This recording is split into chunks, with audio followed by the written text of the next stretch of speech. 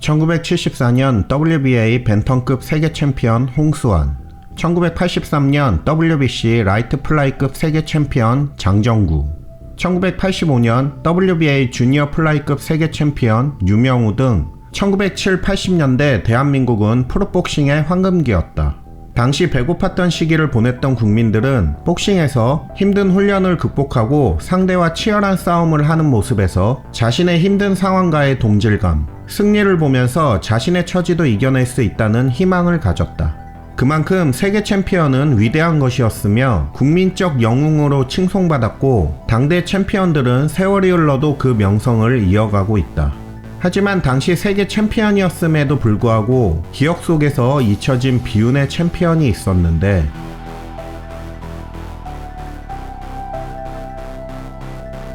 (1953년 6월 3일) 부산 대신동에서 태어난 김성준은 어린 시절 부유한 가정에서 남부러울 것 없이 자랐다.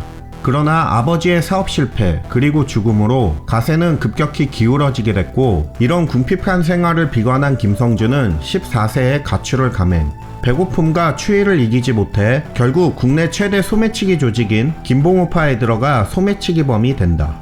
손재주가 좋았던 그는 한 번 거리에 나서면 수십만원씩을 걷어왔고, 이런 재주로 그쪽 세계에서 나름 명성을 얻기 시작했다. 그러던 어느 날 여느 때와 같이 방심하고 있는 한 여성의 가방을 훔치고는 얼마가 들었나 가방 속을 확인한 그는 한동안 그 자리에서 움직이지 못했는데, 그 가방 속에는 구겨져 있는 지폐와 동전들이 있었고, 이는 딱 봐도 하루 종일 시장에서 힘들게 번 돈이었다는 것을 알 수 있었다.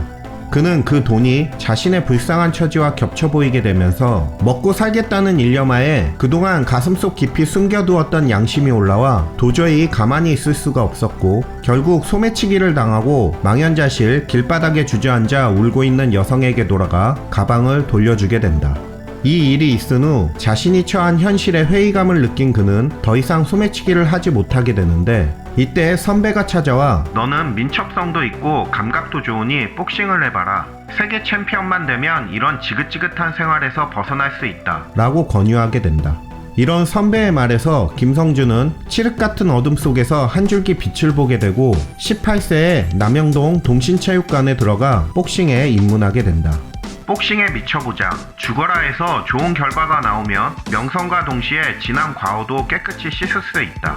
이렇게 죽을 각오로 훈련을 한 김성준의 첫 시합은 판정패. 하지만 그는 포기하지 않았고 데뷔 후 10일전째인 1975년 8월 당시 한국 주니어 플라이급 챔피언 문명환과 한국 챔피언 타이틀을 두고 맞붙게 된다. 김성준은 특유의 맵집과 끈질김으로 10회 내내 상대를 몰아붙였고 결국 판정승을 거두면서 프로 데뷔 4년 만에 한국 챔피언을 거머쥐게 된다. 드디어 나에게도 빛이 내리는가 하며 김성준은 미래를 꿈꿨지만 그의 소매치기 과거는 항상 그를 불안하게 했다. 더욱이 1976년 전국적으로 소매치기가 기승을 부리자 정부는 소매치기 일제 단속을 선포, 소매치기 조직을 압박하기 이른다.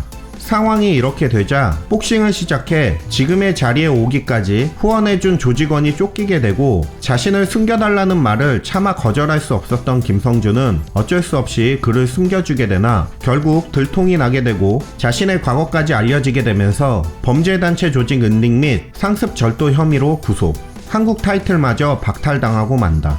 하지만 당시 그를 아끼던 홍수환, 오영호 등 지인들의 호소와 한국 주니어 플라이급 챔피언이라는 업적, 그리고 그의 간절함에 담당인 김진세 검사는 김성준에게 과거와 단절하고 복싱에만 전념하겠다는 약속과 함께 징역 1년에 집행유예 2년을 내리게 되고 검사의 도움으로 김성준은 복서로서의 삶을 이어갈 수 있게 된다. 더욱이 김진세 검사는 그의 복싱 후원자를 자처하며 김성준에게 큰 힘이 되어주었다. 이렇게 극적으로 자신의 과오에서 벗어난 그는 1976년 1월 리틀박과의 한국 주니어 플라이급 챔피언 타이틀 매치에서 판정승을 얻어내고 박탈된 타이틀을 다시 되찾게 된다. 챔피언을 되찾은 후 그는 1977년 1월 리틀박과의 리매치에서 판정승을 하며 1차 방어에 성공. 이런 기세를 몰아 오구마 쇼지를 상대로 일본 원정까지 가지만 10회 판정패를 당하고 돌아오게 된다. 다시 한국으로 돌아온 김성준은 심기일전하여 난타전의 제왕 김영동과의 혈투 끝에 승리를 하게 되면서 자신감을 되찾아 다시 한번 일본 원정길에 올라 텐유 카즈노리와 맞붙었으나 또 판정으로 지고 만다. 후에 1승 1무를 거둔 그는 1978년 1월 동양 태평양 챔피언인 기교파 정상일에게 도전. 둘의 경기는 시종일관 펀치를 내지르며 얼굴이 엉망이 될 정도로 처절했으나 결국 김성준은 12회 판정패를 당하고 만다. 이렇게 세계도전의 기회를 날리고 절망에 빠진 김성준을 태국의 복싱 영웅 네트로이 보라싱이 도전자로 지명. 김성준에게 생각지도 못한 절호의 기회가 오게 된다. 1978년 9월 서울문화체육관에서 벌어진 WBC 라이트 플라이급 세계 타이틀 매치. 당시 챔피언인 네트로이 보라싱의 전적은 23전 19승 9KO 3패 1무. 김성준은 29전 19승 9KO 6패 4무의 전적으로 전문가들은 그의 승리를 비관하고 있었다. 그렇게 경기가 시작되고 전문가들의 예측대로 1, 2라운드는 보라싱의 동무대였다. 김성준을 로프에 밀어붙이고 쉴 새 없이 펀치를 날리는 보라싱. 김성준도 간간히 반격을 하지만 보라싱은 아랑곳하지 않고 계속해서 펀치를 뻗으며 기세를 올렸다. 3라운드. 둘은 이전 라운드와 같은 패턴으로 로프에서 난타전을 전개. 김성준의 패색이 짙어지던 라운드가 끝나기 1분 전 로프를 등지고 있던 김성준이 순식간에 빠져나와 보라싱을 난타. 레프트 훅에 이은 라이트 어퍼컷이 보라싱의 복부에 명중하면서 그대로 고꾸라지는 챔피언. 경기는 그렇게 끝이 나게 된다. 엄청난 맷집으로 버티며 기회를 노린 김성준의 끈기가 드디어 결실을 맺은 것이다.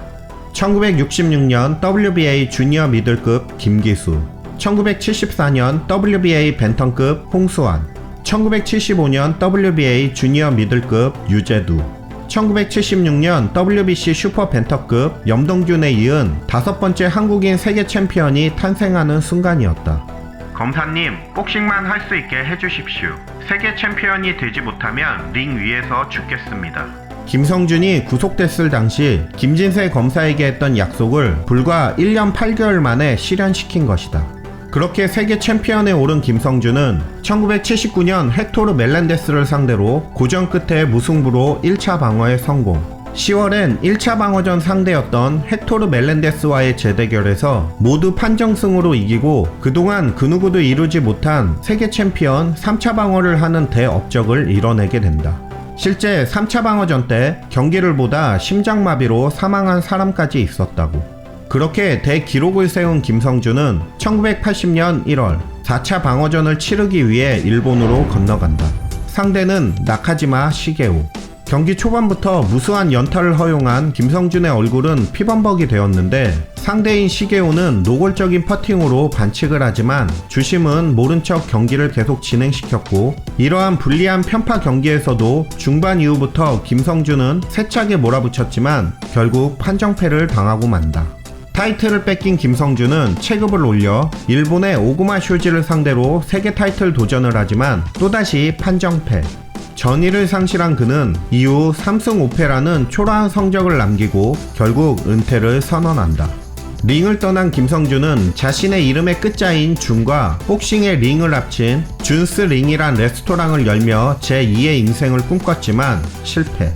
약혼자와 결별까지 하게 되면서 실어증에 걸릴 정도로 상심하게 되고 결국 1989년 2월 3일 저녁 10시 40분경 서울 중구 남대문 5가 조양빌딩 6층 옥상에서 스스로 뛰어내려 파란만장했던 인생을 마감하게 된다. 당시 그의 나이 36. 소매치기에서 세계 챔피언까지 롤러코스터의 인생을 살아온 김성준. 불우한 청소년에게 작은 희망이 되겠다던 약속을 끝내 지키지 못한 대한민국 5번째 세계 챔피언은 그렇게 쓸쓸히 사라졌다.